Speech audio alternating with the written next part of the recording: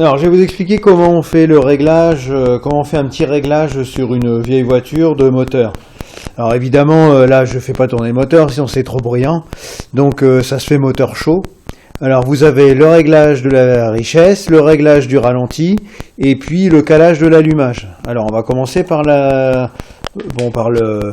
ralenti. Bon, après, ça dépend des voitures, mais par exemple, sur celle-là, c'est une 309 GR. 1,6 litre monocorde 87, la viseur ralenti c'est tout simple, elle est là, à peu près 1000 tours, c'est bien, on peut descendre un peu. Ensuite la richesse, normalement il y a un petit capot de protection, mais c'est là. Alors comment on fait pour régler la richesse? Déjà on visse complètement la vis, et puis on dévisse, et le moteur va accélérer en régime. Et au bout de 2 tours à peu près, il a atteint son régime maximal.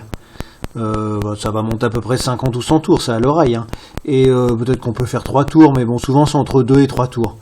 Donc ça sert à rien de dévisser trop. Donc je répète, on serre la vis et puis on desserre environ 2 tours pour arriver au régime maximal, ce qui est environ une 50 à 100 tours au-dessus du régime de ralenti.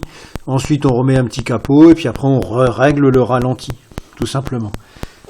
Alors ensuite, le calage de l'allumage. Le calage de l'allumage, alors ça dépend, mais c'est très simple. Hein. Là ici on a 2 vis de 10, et puis ensuite on vient faire pivoter pour changer le moment où l'étincelle apparaît dans le cycle du moteur. Alors comment faire? Alors quand vous tournez vers l'arrière, le moteur accélère en régime. Alors on pourra avoir tendance à mettre le maximum, mais le problème si vous mettez le maximum, dès que vous allez accélérer un peu, le moteur va entrer en charge et là va y avoir des cliquetis incroyables. Donc bon, faut trouver le maximum hors cliquetis. Donc vous cherchez une bonne valeur.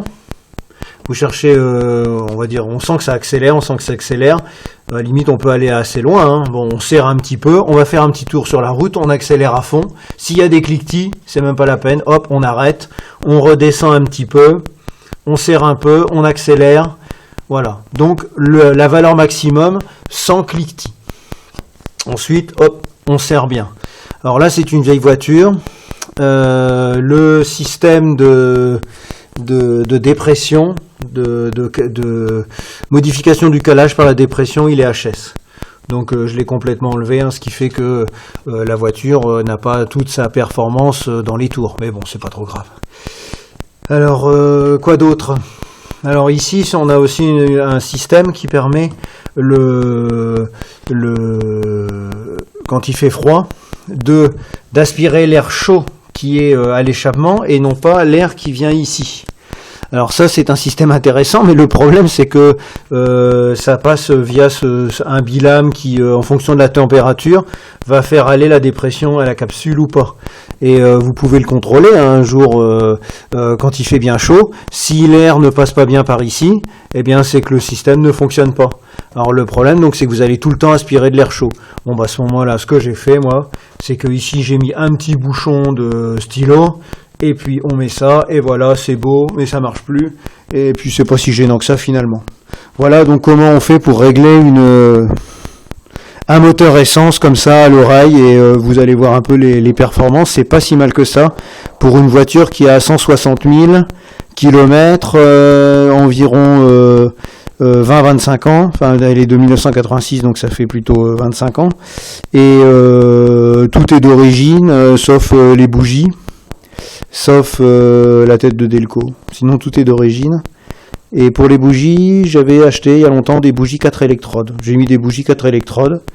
L'inconvénient c'est qu'on sent qu'on a moins de puissance à haut régime, mais bon c'est pas grave, hein, c'est pas une voiture qui est faite pour ça. Mais on sent qu'on a plus de puissance à bas régime.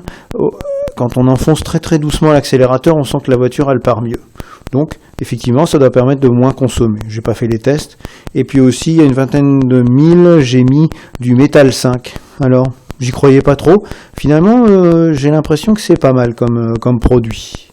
Donc voilà. Alors je fais attention quand même. Hein.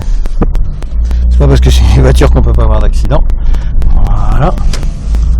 Hop. On va accélérer. On va faire la première.